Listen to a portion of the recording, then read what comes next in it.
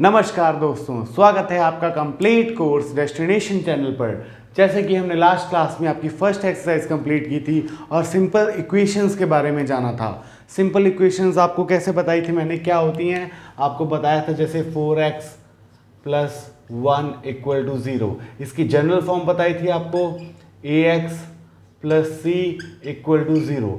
ये थी आपकी सिंपल इक्वेशंस जो कि लीनियर इक्वेशन है और सिंगल वेरिएबल वाली इक्वेशन है। ठीक है, इसके बारे में आपको बताया था। आज आपको एक तरीका बताएंगे इनको सॉल्व करने का कि इसमें कौन कौन से ऑपरेशंस, मैथमेटिकल ऑपरेशंस लगते हैं और इनमें क्या फ़र्क पड़ता है उनसे। तो देखिए, सबसे पहले अगर हम कोई एग्जाम्पल ले लेते हैं, LHS और RHS ले लेते हैं। एग्जाम्पल के तौर पे मान लो यहाँ पे है आपका 10 और यहाँ पे भी है 10। अब ये आपका क्या है, LHS है, ठीक है, और इक्वल टू इस साइड क्या है, RHS है। समझ गए। अब देखो, सबसे पहले एडिशन प्रोसेस के बारे में जानते हैं। Addition, ADDITION, addition. एडिशन जब भी करेंगे ना, कोई भी आप एडिशन करोगे दोनों साइड करना है। याद रखो, अगर ये आपको इक्वेशन दे रखी है, ठीक है, LHS और RHS दिया हुआ है, तो अगर आप करेंगे ना, add any number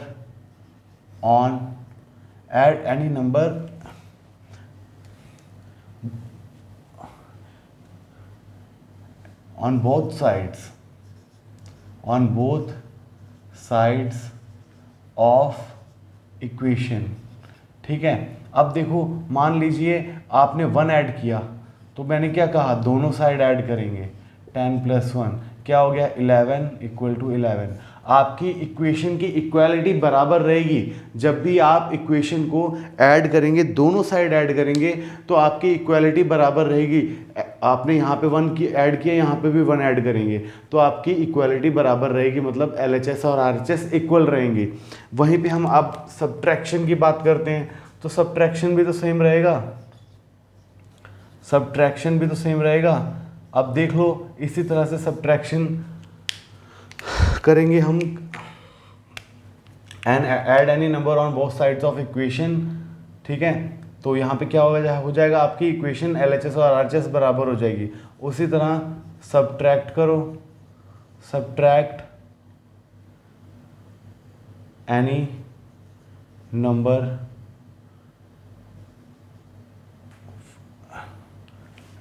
from both side. ठीक है, from both sides of equation. अब देख लो, यहाँ पे 10 है, हमने माइनस क्या कर दिया, 5 माइनस कर दिया, तो दोनों साइड सेम माइनस करेंगे, तो ये आ गया 5 = 5, जो कि आपकी इक्वालिटी को बरकरार रख रहा है। तो ठीक है, एडिशन और सब्ट्रैक्शन आपको पता लग गया। ऐड करेंगे चाहे सब्ट्रैक्ट करेंगे, दोनों साइड सेम नंबर को ऐड या सब्ट्रैक्ट करेंगे तो आपकी इक्वालिटी बराबर रहेगी। एडिशन करेंगे तो दोनों साइड सेम नंबर एडिशन करेंगे, सब्ट्रैक्शन करेंगे तब भी दोनों साइड सेम नंबर को सब्ट्रैक्ट करेंगे। इसके बाद आ जाता है डिविजिबिलिटी या डिवीज़न भी करेंगे तो दोनों साइड सेम नंबर से डिवीज़न करेंगे। एग्जाम्पल के तौर पे हमने 10 × 10 लिया था, तो यहाँ पे 10 × 2 कर दो, यहाँ पे भी 10 × 2 करना पड़ेगा, ये आ जाएगा 20 = 20। तो जो कि आपका फिर से आपकी इक्वालिटी बराबर रही है, LHS = RHS रहा है। उसके बाद आपका आ जाता है मल्टीप्लिकेशन। ठीक है, मल्टीप्लाई।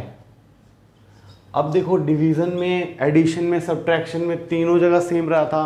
मल्टीप्लाई में भी देख लेते हैं। आप देखो, मल्टीप्लाई, अच्छा ये यहाँ पे डिवीज़न था, सॉरी, वहाँ पे मल्टीप्लिकेशन कर दिया, सॉरी,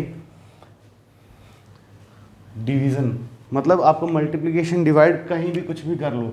यहाँ पे 10 / 2, यहाँ पे भी 10 / 2 आपका आ जाएगा 5 = 5। यहाँ पे सेम 10 × 2 आ जाएगा और 10 × 2 आ जाएगा, ये भी आ गया 20 = 20, जो कि बिल्कुल बराबर है। डिवीज़न में, मल्टीप्लाई में, एडिशन और सब्ट्रैक्शन, ये चारों ऑपरेशन अगर इक्वेशंस में हम दोनों साइड कर रहे हैं तो आपका क्या रहेगा, याद रखना, आपका जो इक्वेशन रहेगी वो इक्वल ही रहेगी। ठीक है, इससे कोई भी फर्क नहीं पड़ता है, समझ गए। कि क्या फ़र्क नहीं पड़ता है, कैसे फ़र्क नहीं पड़ता, आपको समझ लग गई इसमें।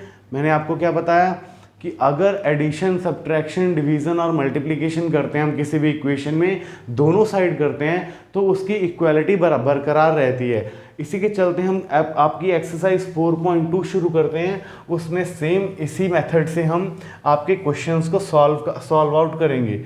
देखते हैं ये जो आज हमने एडिशन, सब्ट्रैक्शन पढ़ा है और डिवीज़न, मल्टीप्लिकेशन पढ़ा है इक्वेशंस में, इसको क्वेश्चंस में कैसे यूज़ करते हैं। सबसे पहले नोट डाउन कर लीजिए, एक्सरसाइज हम शुरू करने जा रहे हैं 4.2 और इसकी बुक खोल लीजिए आप। क्वेश्चन नंबर फर्स्ट देखिए क्या कह रहा है। क्वेश्चन नंबर फर्स्ट में वो क्या कह रहा है, वो फर्स्ट स्टेप बताइए जिससे आपने इसका आंसर निकालना है। ठीक है, वेरिएबल को सेपरेट करना है, वेरिएबल को अलग करना है और इसका आंसर निकालना है। सबसे पहले ये देखो हमारे पास ये है LHS इक्वल टू RHS, ये तो हमको पता है, ठीक है, गिवन है। अब देखो LHS की वैल्यू क्या है, x-1, तो यहाँ पे क्या करेंगे, देखो x-1 इक्वल टू 0 है, तो यहाँ पे अगर हम ऐड कर दें, ऐड 1 टू बोथ साइड्स, ठीक है, तो यहाँ पे क्या आ जाएगा, x-1 plus 1 equal to 0 plus 1, तो ये आ जाएगा -1 और +1 0 हो जाएगा, तो x इज इक्वल टू +1। तो ये आपका आंसर निकल गया।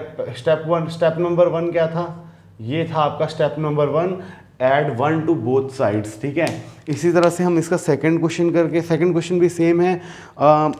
जो भी आपको यहाँ पे वेरिएबल दिया होगा, वेरिएबल ये दिया, देखो आपके पास एक वेरिएबल है और जो भी साथ में कांस्टेंट या इंटीजर दिया होगा उसके ऑपोजिट साइन का इंटीजर लेना है एडिशन और सब्ट्रैक्शन में, तब आपकी वैल्यू निकल आएगी। इसी का देखो सेकंड पार्ट, ये फर्स्ट पार्ट था आपका। इसके बाद देखते हैं सेकंड पार्ट।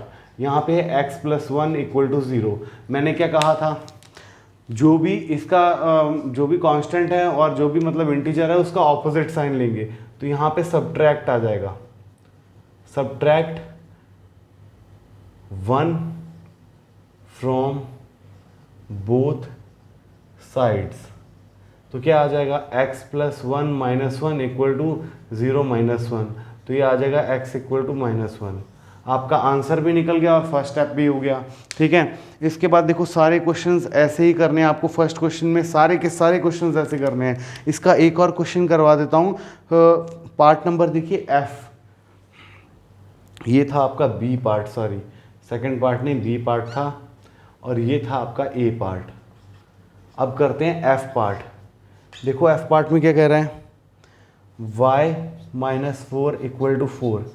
तो यहाँ पे हमको यहाँ पे वेरिएबल अलग करना है, वेरिएबल को अलग करना है। सबसे पहले वेरिएबल को अलग करेंगे, यहाँ पे एक अपने आप इंटीजर आ जाएगा। ठीक है, तो वेरिएबल को अलग करने के लिए क्या करेंगे, एडिशन करेंगे। तो यहाँ पे कर दो ऐड 4 टू बोथ साइड्स, तो ये क्या हो जाएगा, y, ये आ जाएगा y-4 + 4 इक्वल टू 4 + 4, तो ये आ जाएगा y इक्वल टू 8। हो गया ना इजी। फर्स्ट स्टेप में हमने क्या किया, इसमें एक ही स्टेप का आंसर था, इसीलिए हमने एक ही स्टेप किया है कि y वेरिएबल, मतलब जो भी इसमें वेरिएबल दे रखे हैं, जैसे x y और कौन कौन से वेरिएबल हैं, एक्स वाई वेरिएबल हैं, सारे के सारे एक्स वाई वेरिएबल है। इसका एक और पार्ट हम करते हैं, डी पार्ट। देखिए ये तो हो गया ए बी और एफ। अब डी पार्ट भी देखिए, डी पार्ट भी देख रहा हूँ, बहुत इंटरेस्टिंग है, थोड़ा सा उसमें आपको और कॉन्सेप्ट क्लियर हो जाएगा। डी पार्ट में देखिए क्या कह रहा है, डी पार्ट में कह रहा है x+6 equal to 2। D part में क्या कह रहा है, x+6 equal to 2, x+6 equal to 2 है, ठीक है बिल्कुल। अब देखो यहाँ पे 6 है, यहाँ पे ये वाली वेरिएबल, ये जो है ना यहाँ पे इंटीजर 2 है ना, इक्वल टू के उस साइड, उसमें हमको कोई मतलब नहीं है। हमको मतलब है जहाँ पे वेरिएबल दे रखा है, तो यहाँ पे +6 है, तो यहाँ पे सब्ट्रैक्ट कर देंगे, सब्ट्रैक्ट 6 फ्रॉम बोथ साइड्स, तो क्या आ जाएगा, x+6 -6, माइनस करना था ना हमने, सब्ट्रैक्ट करना था, तो x+6 -6 इक्वल टू 2 - 6। यहाँ पे आ गया x इक्वल टू 2 - 6 कितना आ गया, -4। तो ये आपका हो गया आंसर। ठीक है, अब देखो इसी तरह से बाकी पार्ट्स भी आपको खुद करने हैं फर्स्ट क्वेश्चन के।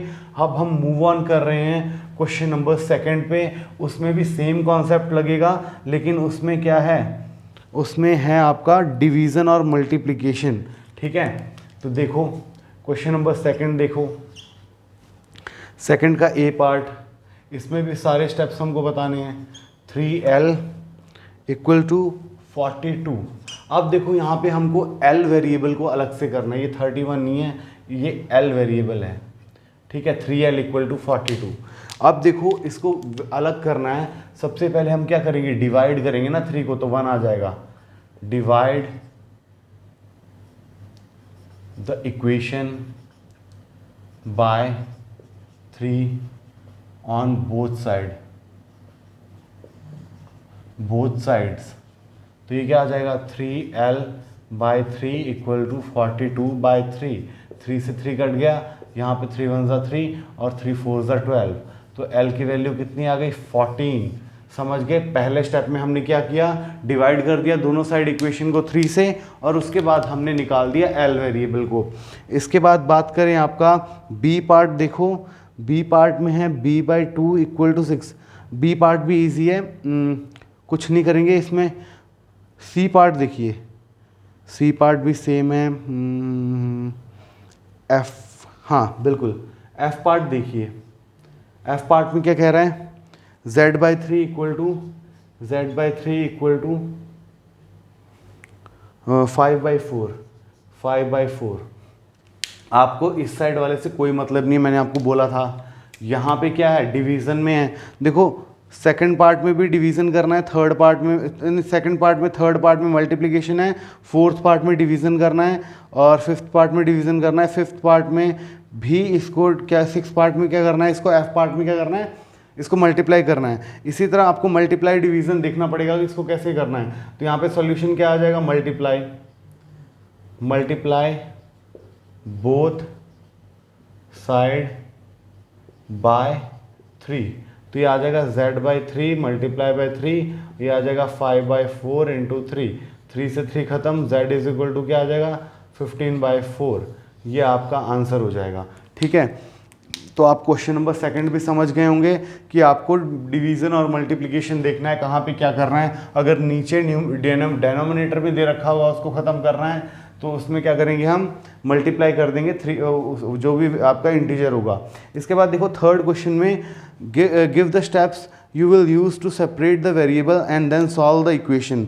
सेम, हम ये सिंगल स्टेप्स थे, अब देखना आपका डबल स्टेप्स भी आने स्टार्ट होंगे। क्वेश्चन नंबर थर्ड में देखिए क्या कह रहा है, 3n - 2 equal to 46। 3n - 2 equal to 46। 3n - 2 equal to 46। जी हाँ बिल्कुल, दो स्टेप्स वाले हैं इसमें। सबसे पहले क्या करेंगे, 2 माइनस हो रहा है तो ऐड 2 ऑन बोथ साइड। ठीक है, बोथ साइड हमने क्या ऐड कर दिया, 2 ऐड कर दिया। तो 3n - 2 + 2 इक्वल टू 46 + 2, ये कितना आ गया, 3n इक्वल टू 48। अब ये सेकंड स्टेप क्या हो जाएगा, divide both sides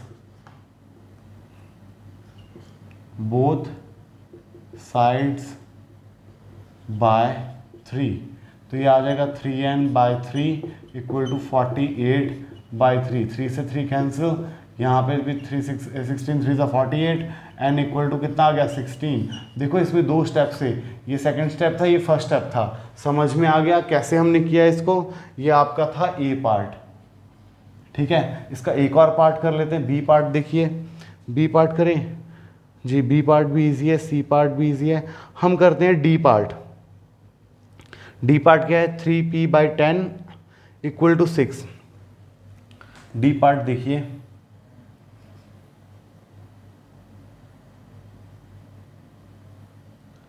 three p/10 equal to 6। 3p/10 equal to 6, बिल्कुल जी, यही है। देखिए इसका सॉल्यूशन क्या हो जाएगा। सबसे पहले अगर देखो आपको 3p/10 लिखा है, तो यहाँ पे 3 मल्टीप्लाई में, तो पहले डिवाइड कर दो। डिवाइड बोथ साइड्स बाय 3, तो ये आ जाएगा 3p डिवाइड बाई 10 तो है ही, मल्टीप्लाई में 3 और इक्वल टू 6/3। ठीक है, तो 3 से 3 कैंसिल हो गया, 3 से ये गया, ये आ गया p/10 इक्वल टू 2। अब देखो ये 10 डिवाइड में है, तो सेकंड स्टेप क्या हो जाएगा, मल्टीप्लाई बोथ साइड्स बाय 10, तो ये आ जाएगा p/10 multiply by 10 equal to 2 into 10। ठीक है, 10 से 10 कैंसिल हो जाएगा, तो p इक्वल टू कितना आ जाएगा 20। ये आपका आंसर हो गया। ठीक है, आप समझ गए, इसमें भी 2 स्टेप्स था, पहले स्टेप में डिवाइड किया, सेकंड स्टेप में हमने मल्टीप्लाई कर दिया। ठीक है, इसके बाद मूव ऑन करते हैं आपके लास्ट क्वेश्चन पे, फोर्थ क्वेश्चन पे। फोर्थ क्वेश्चन में क्या पूछ रहा है, सॉल्व द फॉलोइंग इक्वेशंस। अब उसने ये नहीं बोला है कि आपको कितने स्टेप्स करने हैं, कैसे करने हैं, अब आपको सिंपल उसने बोल दिया है कि इसको डायरेक्टली अब सॉल्व करो। अब देखो, आपको एक बात बता दूं मैं कि स्टेप से सॉल्व करना तो आप सीख गए हैं, लेकिन क्या आप जानते हैं इसको और कैसे सॉल्व कर सकते हैं। जैसे आपका फर्स्ट पार्ट क्या कह रहा है, ए पार्ट क्या कह रहा है, 10p equal to 100, 10p equal to 100 है। अब बात याद रखो, p को यहाँ छोड़ो और 100 डिवाइड बाई 10 भी तो लिख सकते हो, तो p की वैल्यू कितनी आ जाएगी, 10 आ जाएगी। ये तरीका सही है, गलत नहीं है, लेकिन आपको step by step he solve करने हैं फोर्थ क्वेश्चन के पार्ट को भी। अगर आपको नहीं भी दिया है कि बाय पार्ट सॉल्व करो, ये मैंने एक क्वेश्चन आपको करके बता दिया, लेकिन आपने ऐसे नहीं करना है। एक और क्वेश्चन करके बताता हूँ इसी तरीके से, बी पार्ट। इसमें क्या होगा, आपको मतलब डिवीज़न और मल्टीप्लिकेशन वगैरह भी समझ आ जाएगा और प्लस और माइनस भी समझ आ जाएगा। जैसे 10p प्लस 10 इक्वल टू 100 है। ठीक है, तो अब याद रखो, जब भी आप LHS से RHS या फिर RHS से LHS में कोई भी इंटीजर को लेके जाते हो, तो क्या होता है, जैसे हम 10 को इधर लेके गए तो 100 यहाँ पे 10 प्लस में था, यहाँ पे 10 माइनस में आ जाएगा, उधर चला गया। ठीक है, तो यहाँ पे 10p इक्वल टू क्या हो गया, 90 हो गया। अब यहाँ पे जो मल्टीप्लाई में अगर उसको उस साइड भेजेंगे तो क्या आ जाएगा, डिवाइड में आ जाएगा, मतलब 90/10। आपका p की वैल्यू कितनी आ गई, 9। अब इसको सेकंड मेथड से सॉल्व करके देखते हैं, जो अभी हमने सीखा था। तो इसमें सबसे पहले क्या आ गया, ये देखो 10 प्लस में है, तो यहाँ पे सब्ट्रैक्ट करेंगे, सब्ट्रैक्ट 10 फ्रॉम बोथ साइड्स। ठीक है, तो ये आ जाएगा 10p plus 10 minus 10 equal to 100 minus 10, तो 10 से ख़त्म हो गया, यहाँ पे 10p इक्वल टू 90 आ गया। अब क्या करेंगे सेकंड में, डिवाइड बोथ साइड्स बाय 10, तो यहाँ पे क्या आ जाएगा, 10p divide by 10 equal to 90/10, तो यहाँ पे p की वैल्यू कितनी आ गई, 9। तो यही तो हमने निकाला था यहाँ पे। आपको समझ आ गया ना, फोर्थ क्वेश्चन भी सेम मेथड से करना है, इसमें कुछ भी हार्ड और हाँ, एक देखो, एक पार्ट करते हैं एच पार्ट। एच पार्ट थोड़ा सा आपका और इंटरेस्टिंग है। देखो इसी का एच पार्ट क्या कह रहा है, 3s is equal to 0, 3s is equal to 0। ठीक है, इंटरेस्टिंग है, बहुत ही ध्यान से देखना कि ये कैसे होगा, क्योंकि इसमें 0 दे रखा है, इंटीजर कौन सा दे रखा है, 0 दे रखा है। आपका फोर्थ क्वेश्चन का एच पार्ट देखो, 3s इज इक्वल टू 0, यही क्वेश्चन है, 3s इज इक्वल टू 0, बिल्कुल। अब देखो, इसको सॉल्व करने से पहले क्या करेंगे, देखो सबसे पहले यहाँ पे मल्टीप्लाई में तो डिवाइड करेंगे, डिवाइड बोथ साइड्स बाय 3, तो ये क्या आ जाएगा, 3s divide by 3 equal to 0 divide by 3। आपको पता है ना, 0 को किसी भी नंबर से डिवाइड करते हो तो आंसर 0 आता है, तो s इक्वल टू 0 आ जाएगा। बहुत ही इंटरेस्टिंग क्वेश्चन था, आप इसमें कंफ्यूज हो सकते थे अगर आपको ये क्वेश्चन आता, तो आप सोचते शायद पता नहीं कौन सा क्वेश्चन आ गया है, इसमें तो यहाँ पे 3 किया है, डिवाइड करने पे भी आंसर 0 ही आ रहा है इसका। तो ऐसा नहीं है, आपका आंसर 0 ही आएगा इसका। ठीक है, इसके बाद हम नेक्स्ट क्लास में और क्या क्या पढ़ेंगे, और इक्वेशंस के बारे में पढ़ेंगे, थोड़ा और कॉम्प्लेक्स जाएंगे इसमें, और अच्छे से देखेंगे एडिशन और सब्ट्रैक्शन दोनों साइड में, और ट्रांसपोर्टिंग। अभी जो मैंने आपको ये वाले मेथड बताया था ना, ये वाला मेथड को क्या कहते हैं, ट्रांसपोर्टिंग ऑफ नंबर्स या transporting of integers from one side LHS to RHS या RHS टू LHS। ये था उसका पूरा डिटेल्ड, और ये था उसका शॉर्ट ट्रिक, जिसको हम क्या कहते हैं, ट्रांसपोर्टिंग कहते हैं। ट्रांसपोर्टिंग हम नेक्स्ट क्लास में अच्छे से पढ़ेंगे। आज मैंने आपको 2 क्वेश्चंस ट्रांसपोर्टिंग के रिलेटेड समझा दिए थे। आगे की क्लास में हम ट्रांसपोर्टिंग पढ़ेंगे और थोड़ी और कॉम्प्लेक्स इक्वेशंस पढ़ेंगे। आज बहुत ही सिंपल इक्वेशंस हमने पढ़ी थी और उसके बारे में जाना था डिटेल में, ठीक है। तो अगर आपको फिर भी कोई भी प्रॉब्लम हुई हो इस भी टॉपिक में जो आपको नहीं समझ लगा, आपको वीडियो के डिस्क्रिप्शन में टेलीग्राम ग्रुप का लिंक मिल जाएगा, आप वहाँ पे जाएं और हमें मैसेज कर सकते हैं ताकि हम आपकी कोई प्रॉब्लम का सॉल्यूशन आपको दे सकें, ठीक है। तो उम्मीद करता हूँ आपको समझ आ गया होगा जो भी आज क्लास में पढ़ाया गया है। मिलते हैं अगली क्लास में, तब तक के लिए धन्यवाद, ठीक है। Thank you and have a nice day.